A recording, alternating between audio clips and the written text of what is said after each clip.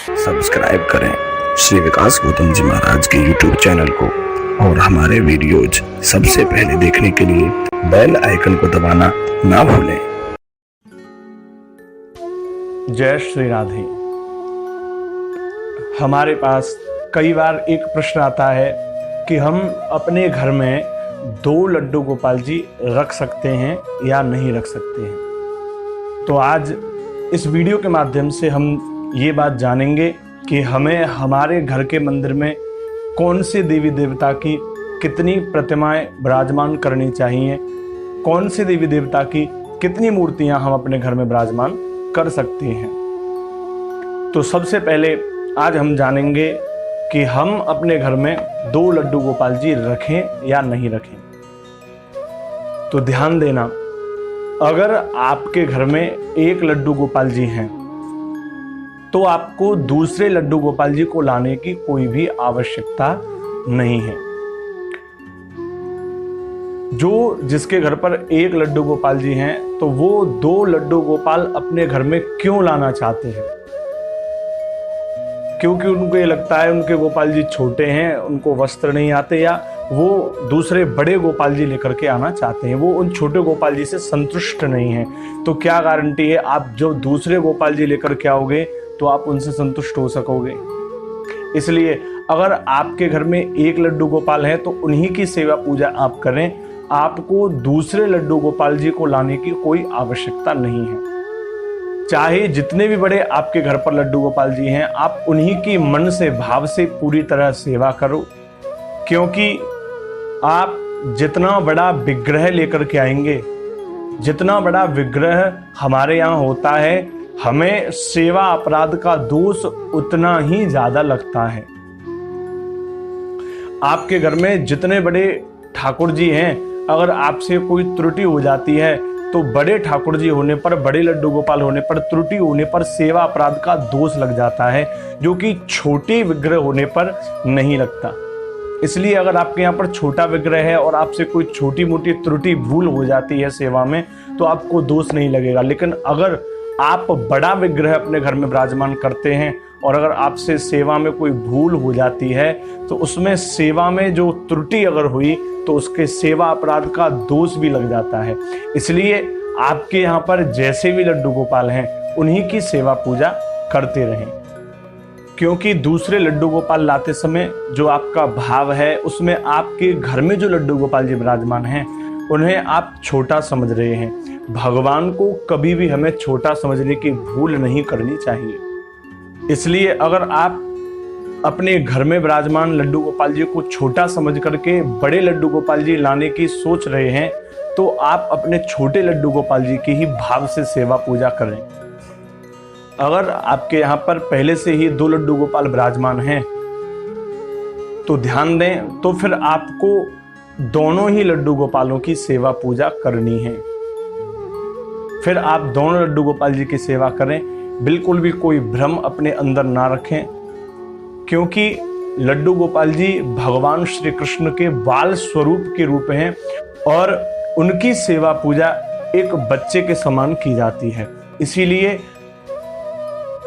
2 लड्डू गोपाल होने पर आपको दोगुनी सेवा पूजा करनी पड़ेगी। विशेष ध्यान रखें, अगर आपके घर पर 2 लड्डू गोपाल जी पहले से ही हैं तभी आप ये करें। अगर पहले से 1 हैं, नए दूसरे लेने जा रहे हैं तो नए गोपाल जी ना ला करके आप 1 की सेवा करें। लेकिन अगर 2 हैं तो आपको दोनों की ही समान रूप से, समान भाव से दोनों लड्डू गोपाल जी की सेवा पूजा करनी है। जिस प्रकार घर में 2 बच्चों की समान भाव से, समान रूप से उनकी देखभाल की जाती है, उसी प्रकार अगर आपके घर में 2 लड्डू गोपाल जी हैं तो दोनों की सेवा समान रूप से और उसी समान भाव से हमें करते रहना चाहिए। और प्रश्नकर्ता से भी हम कहना चाहेंगे कि ये प्रश्न अगर आप लाने से पहले कर रहे हैं तो दूसरे गोपाल जी ना लेकर के आएं, और अगर आपके घर पहले से ही विराजमान हैं तो उनकी सेवा पूजा करते रहें। दोनों की सेवा करें, किसी के भी कहने पर आकर के अपने भगवान को घर से बाहर ना करें। कोई अगर आपसे ये कहता है कि 2 लड्डू गोपाल जी होने पर एक को घर से बाहर मंदिर में रख दें या बाहर कहीं छोड़ दें, किसी और को दे दें, ऐसा ना करके भगवान को बाहर निकालने की जगह आप उनकी कही हुई बातों को अपने मन से बाहर निकालें और भगवान को अपने घर में स्थान दें। यदि 2 लड्डू गोपाल जी हैं तो दोनों को कृष्ण बलराम की तरह, 2 बच्चों की तरह आप एक को बलराम के भाव से देख सकते हैं और एक जो छोटे वाले लड्डू गोपाल जी हैं उन्हें कृष्ण के भाव से देखें और जो बड़े हैं उन्हें बलराम समझ करके उनकी सेवा करें। दोनों में समान भाव, समान दृष्टि, समान सेवा दोनों की हमें नित्य प्रति करनी है। आइए अब हम जानते हैं हमें अपने घर में किस देवता की कितनी प्रतिमाएं विराजमान करनी चाहिए। शास्त्रीय प्रमाणों के आधार पर आज हम ये बात जानते हैं। पंचदेव की पूजा के बारे में हम पहले ही वीडियो के माध्यम से जान चुके हैं कि हमें पंचदेवों की स्थापना किस प्रकार करनी है, क्योंकि हम सनातन हिंदू धर्म में जो पंचदेवों की पूजा का विधान है, सूर्य, गणेश, दुर्गा, विष्णु और शिव, इनकी पूजा हमें अपने घर में नित्य प्रति करनी चाहिए। तो उसी आधार पर अब हम जानते हैं हमें किसकी प्रतिमा कितनी अपने घर में विराजमान करनी चाहिए। ग्रहे लिंगम द्वयम नार्चम गणेश त्रियम तथा शंख द्वयम तथा सूर्यो नार्चो शक्ति त्रियम तथा। अर्थात हमें अपने घर में 2 शिवलिंग नहीं रखने चाहिए। 2 शिवलिंग, 3 गणेश जी की प्रतिमा, 2 शंख तथा 2 सूर्य की मूर्तियां, 2 सूर्य की प्रतिमाएं और 3 देवी माता दुर्गा की मूर्ति हमें अपने घर में नहीं रखनी चाहिए। अपने घर में एक शिवलिंग हम रख सकते हैं, जो कि इस बात की पुष्टि करता है। कुछ लोग जो कहते हैं कि घर में शिवलिंग रखने से अनर्थ हो जाता है, उनकी इस बात का इस श्लोक के द्वारा खंडन होता है और यहाँ साफ स्पष्ट है कि घर में 2 शिवलिंग नहीं रख सकते, लेकिन एक शिवलिंग अपने घर में हम रख सकते हैं। और गणेश जी की 3 प्रतिमाएं घर में नहीं रखनी चाहिए। 3 गणेश त्रियम तथा, इसलिए गणेश जी की 3 प्रतिमाएं हमें नहीं रख सकते हैं, लेकिन 2 प्रतिमा तक गणेश जी के घर में रखी जा सकती हैं। 2 शंख और 2 सूर्य की प्रतिमा नहीं रखनी चाहिए। घर में शंख भी 1 रख सकते हैं और सूर्य की भी 1 ही प्रतिमा घर में विराजमान करें। और ठीक गणेश जी की तरह ही दुर्गा माता की 3 मूर्तियां भी हमें नहीं रखनी चाहिए। 2 मूर्ति दुर्गा माता की भी घर में रख सकते हैं, लेकिन 3 मूर्ति दुर्गा माता के घर में नहीं रखनी चाहिए।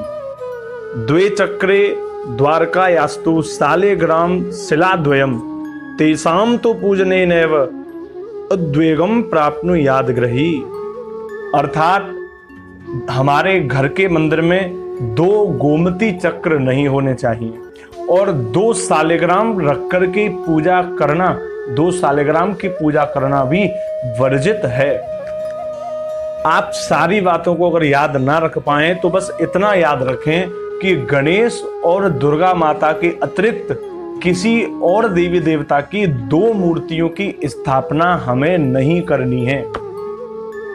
जितने भी देवी देवता हैं, शिवलिंग भी 1, शंख भी 1, बाकी सबकी प्रतिमाओं की स्थापना 1-1 रखें, लेकिन दुर्गा माता की और गणेश जी की 2-2 प्रतिमाएं घर में विराजमान कर सकते हैं। उनकी हम 3 प्रतिमा नहीं रख सकते। अगर आपके घर में 2 शिवलिंग या 3 गणेश जी की मूर्ति या 3 दुर्गा माता की मूर्ति, 2 शंख इत्यादि हैं या 2 सालिग्राम की स्थापना विराजमान आपने अपने घर में कर रखे हैं, तो शास्त्र प्रमाण कहता है उस घर में हमेशा अशांति ही बनी रहती है, उस घर में कभी शांति नहीं बन सकती है। तेसाम तो पूजने नैव उद्वेगम प्राप्नुयाद ग्रही। अगर गणेश और देवी माता की प्रतिमा के अतिरिक्त आपने किसी अन्य की प्रतिमा 2 रखी हुई है, सालिग्राम जी अगर आपने 2 रखे हुए हैं, तो उस घर में शांति का वातावरण ना होकर के अशांति फैल जाती है। इसलिए हमें हमारे घर में 1-1 प्रतिमा विराजमान करनी चाहिए। अगर 2 प्रतिमा रखनी है तो सिर्फ गणेश और माता देवी की, माता दुर्गा की 2 प्रतिमा आप अपने घर में रख सकते हैं। बाकी एक ही देवता की 2 प्रतिमाएं रखना वर्जित है, चाहे वो शिवलिंग हो या सूर्य हो, अन्यत्र कोई भी देवता हो। उनका शास्त्रीय प्रमाणों के आधार पर यहां पर यह उल्लेख दिया गया है कि यदि आप 2 सालिग्राम रखते हैं तो घर में अशांति हो जाती है। इसलिए हमें अपने घर के देवी देवताओं में, अपने घर के मंदिर में इस प्रकार से देवी देवताओं की मूर्तियों की स्थापना करनी चाहिए। उनकी मूर्तियों को विराजमान इस प्रकार करना चाहिए जिससे हमारे घर में शांति बनी रहे। किस देवता की मूर्ति को कैसे विराजमान करना है ये आप हमारे पहले वीडियो में भी जाकर के देख सकते हैं कि किस देवता की मूर्ति कहां पर विराजमान करें। जय श्री राधे।